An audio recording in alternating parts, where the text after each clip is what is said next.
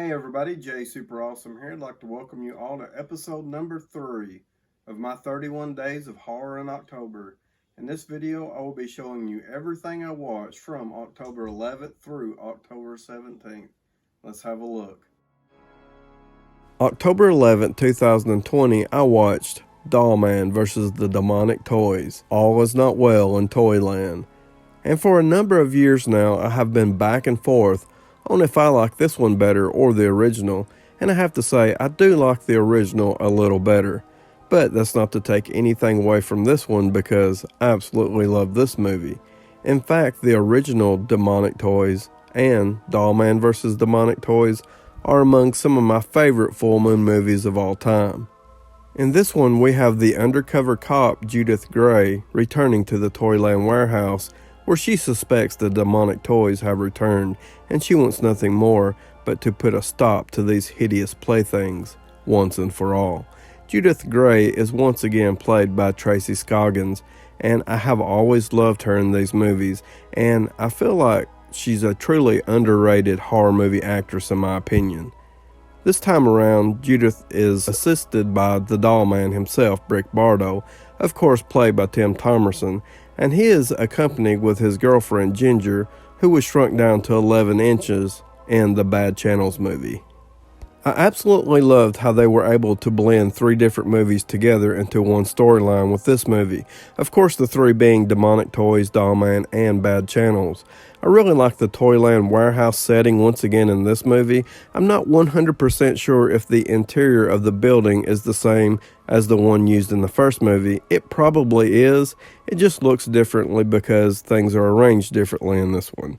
And I didn't mind that at all. In fact, I really enjoyed that because it did still feel like it was the same building as the first movie. We do have one exterior shot, and it was clearly the building that was used in the first movie. Of course, I have to talk about the evil demonic toys. With the opening of this movie, they are resurrected by the blood of a drunken bum. And if that sounds a little odd or confusing if you haven't seen these movies, then I will say that both movies, Demonic Toys and Doll Man vs. Demonic Toys, explains why the grounds of the Toyland warehouse has such evil magical powers. So returning for this one once again, we have the foul-mouthed baby Oopsie Daisy, along with Jack Attack, the robot tank toy that shoots out lasers. Missing from this one is the demonic teddy bear that I absolutely loved from the first movie.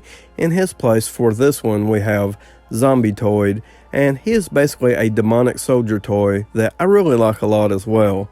Anyway, moving on. Baby Oopsie Daisy has taken a liking to Doll Man's girlfriend Ginger, and at the stroke of midnight on Halloween, looks to do the nasty with Ginger and resurrect his master from the first movie.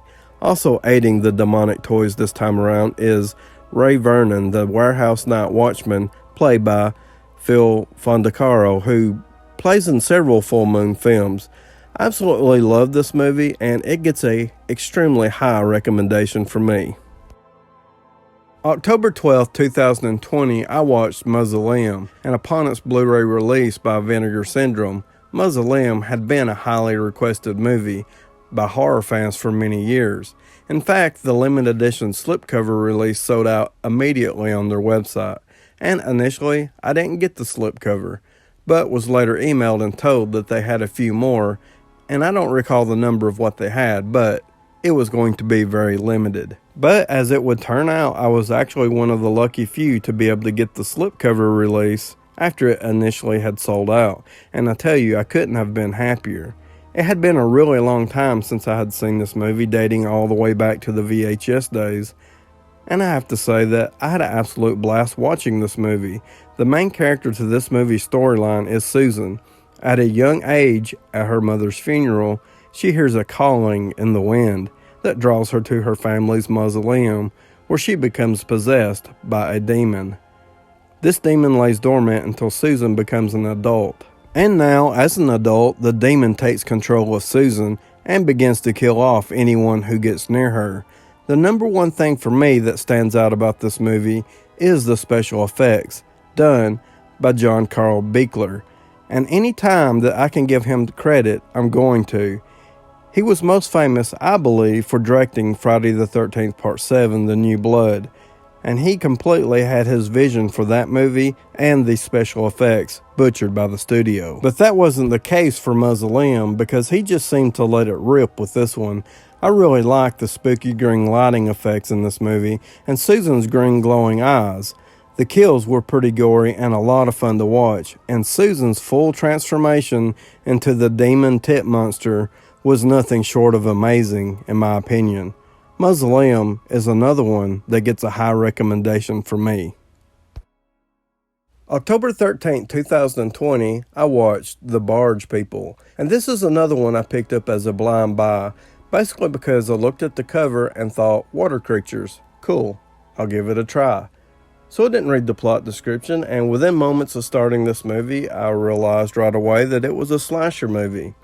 I was kind of hoping for something a little bit more along the lines of Humanoids from the Deep or Creature from the Black Lagoon, but instead of a creature feature, it's a slasher movie with mutant fish people. And we get very little explanation as to why these people are like this. Apparently, there had been some inbreeding going on, there were chemicals or bacteria in the water. So this movie is a slasher movie along the lines of something like Wrong Turn or The Hills Have Eyes. What we have here is two young couples, two sisters with their boyfriends, who have decided to take a weekend trip together to get away from the busy city life. They rent a barge, which is a flat-bottom boat they use to travel down a long, narrow canal. And this canal has cemented walls on both sides, and it's barely wide enough for two boats to be traveling next to each other, so when you're driving this thing, you definitely have to be paying attention. Three of the four people seem to be having a really good time and looking forward to this trip. One of the guys could care less about the trip, and he's on his phone a lot and overall has a pretty negative attitude towards the trip altogether. At one point, the guys swap out driving the boat, and of course the guy that has the negative attitude crashes the boat into another group's boat. And of course, they're not happy about it, especially seeing how they didn't bother to even stop to see if everybody was okay or assess the damage. So basically what we have here is a hit and run situation. Eventually they stop at a bar for drinks and soon after get into an altercation with the people they were trying to avoid earlier after hitting their boat. This altercation starts to escalate even further back at the boat. Just when you think things are starting to get bad, they go from bad to even worse, and this movie kicks it into high gear and never lets up for the rest of the movie. During this scene, we see the one and only appearance of the mutant fish people coming up out of the water, and I thought that was a little disappointing, seeing how they are fish mutants, and I just wanted to see them in the water just a little bit more. But overall, I did like the look and the design of these fish mutants, and there's something that can be said about a low-budget film that uses all practical effects and no CGI. The movie was pretty violent and gory and didn't hold back after it got going.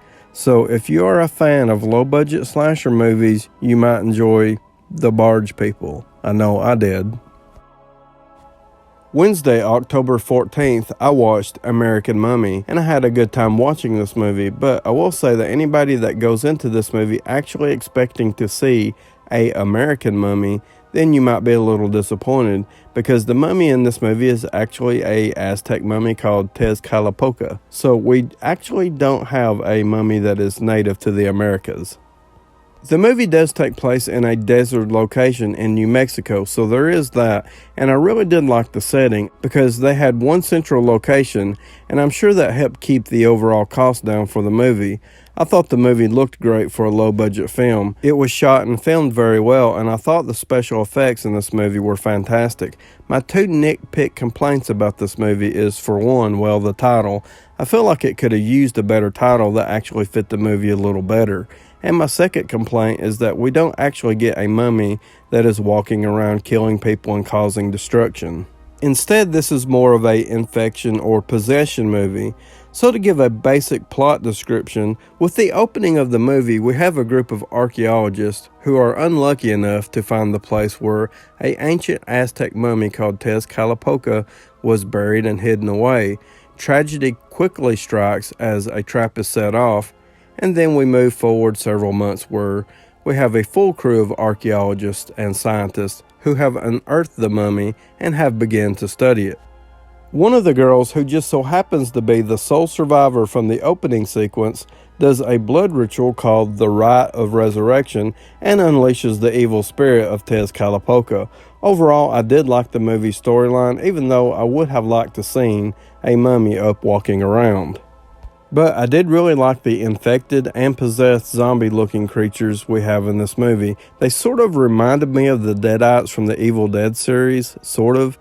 But the basic idea is that this mummy is trying to spread this cursed infection like a plague to wipe out humanity. Overall, I really enjoyed American Mummy.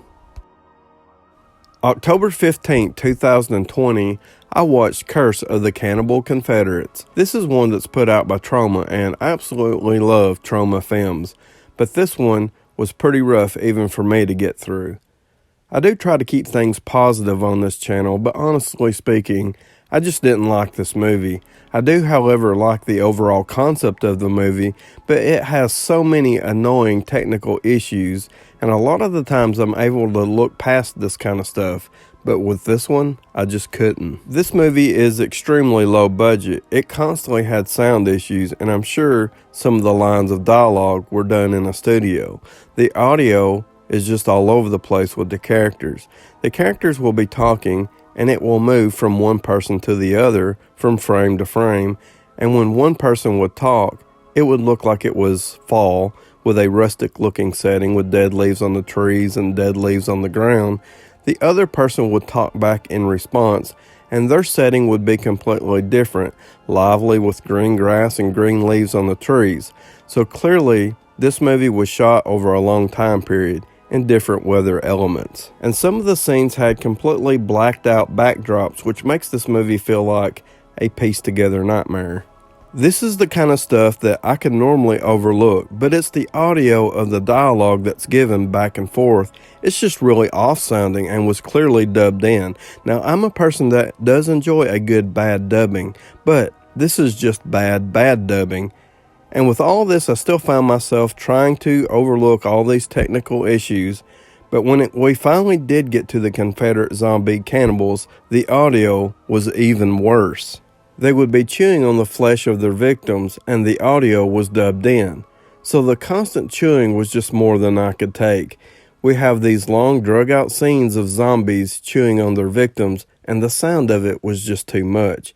And I know that most of the time, these would be the standout scenes for about any zombie movie, but these scenes are ruined with the constant over-loud munching and chewing. So if you are a person that has a hard time listening to someone chewing their food, this movie is going to drive you nuts. And I just realized that I haven't even talked about the story yet, so if I haven't run you off by now, here it goes. Basically, we have a group of southern deer hunters who are going camping and hoping to get them a big buck. Of course, they have brought along their girlfriends. As they walk through the woods and make their way to their campsite, they find an old cemetery. One of the guys finds a box full of war relics and decides to steal the general's diary. Big mistake. There's a basic theme that runs throughout the movie, and that is stealing is bad. In this case, it awakens the curse of the Cannibal Confederates. I'm going to recommend this movie if you plan on getting smashed drunk and need a bad movie to put on in the background. Otherwise, I can totally understand if you want to pass on this one. October 16, 2020, I watched Lost Creek.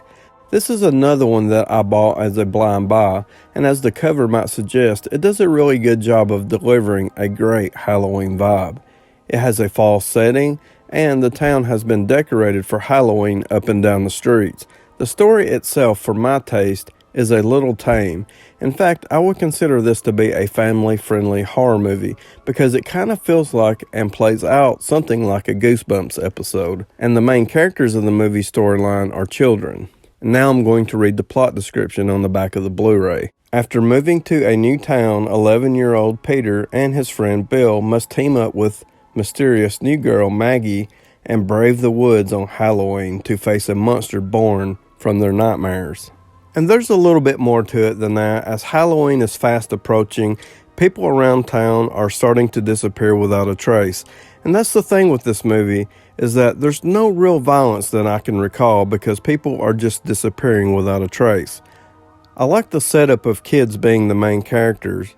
Peter is the new kid in town, and I believe his mother said she had lived there once before when she was younger. Peter first meets Maggie while playing in the woods by a creek. They both hit it off right away and become friends. Maggie explains to Peter as to why he should never cross the creek, setting up some mystery, but something seems a little off about Maggie herself. But Peter is just really happy to have a new friend and a place to play. Along with Peter's friend Bill from school, the three friends must solve the mystery of why people are disappearing before it's too late. This movie is a weird one for me because for the most part I did enjoy it, but I didn't really think the acting was all that great. It did kind of grow on me as the movie went on. Maybe it was how the dialogue was written for the actors. Anyway, something felt a little off about it for me. It's all I'm trying to say. It just at times didn't feel authentic, like it wasn't real reactions or things people would really say. But still, I think it's a pretty decent family-friendly horror movie. October 17th, 2020, I watched Pumpkinhead 4 Blood Feud. And with this one, we have a modern-day feud with the Hatfields and McCoys. Drop in Pumpkinhead, and we have the Hatfield and McCoys Pumpkinhead style. The legendary demon of vengeance is back. Although the blood feud between the Hatfields and McCoys has been raging for decades, it's about to come to a grisly end when Jody Hatfield falls in love with Ricky McCoy. Her two brothers' brutal attempt to break up their engagement leads to the accidental death of Ricky's kid sister instead. Ignoring the ghostly warnings of Ed Harley himself, Ricky calls upon Pumpkinhead, the legendary demon of vengeance, to avenge his kin by wiping out the Hatfields for good. As carnage commences and Pumpkinhead slaughters any and all who gets in his way, one thing remains certain: if a Hatfield is ever to marry a McCoy, it will be over their dead bodies. So overall, I did enjoy this movie and had a good time watching it. Even though I didn't really care for the Hatfields and McCoy storyline, it still works as a Pumpkinhead movie. You take the most famous family feud of all time, and not the one with Steve Harvey. It's a perfect setup to drop the Pumpkinhead creature in the middle of the feud and settle it once and for all. I thought Pumpkinhead 4 Blood Feud was a big improvement over Pumpkinhead 3 Ashes to Ashes. Even though I liked the storyline in Part 3 better, Part 4 is still overall a better movie. For one, they went a long way to fix Pumpkinhead in this movie. They used a lot of CGI effects in the third film, and they do use some in this movie, but nowhere near as much as the third. The kills are gruesome and gory and a lot of fun to watch. The witch makes a return in this movie. Of course, you can't have a Pumpkinhead movie without the old witch. Just a fantastic character. This movie doesn't go into a lot of detail with the vengeful demon Pumpkinhead's resurrection as some of the other movies do. Instead, we have Lance Henriksen's character returning to let everyone know the consequences for seeking revenge the Pumpkinhead way. Lance Henriksen's ghost character plays a much bigger role in this movie, and it's always good to see him in anything he does, one of the all-time great horror and sci-fi actors in my opinion. Jody Hatfield was another standout character for me as the final girl type character that's trying to get both families to get over their feud and put it behind them and work together before it's too late. I thought Pumpkinhead 4 Blood Feud was a fun and entertaining creature feature. Okay, so there you have it. This has been episode number 3 of my 31 Days of Horror in October. Be sure to like, subscribe, comment below. Let me know what you think about the video. Be sure to hit the notification bell for more J Super Awesome videos. And as always, I would like to thank you all for watching.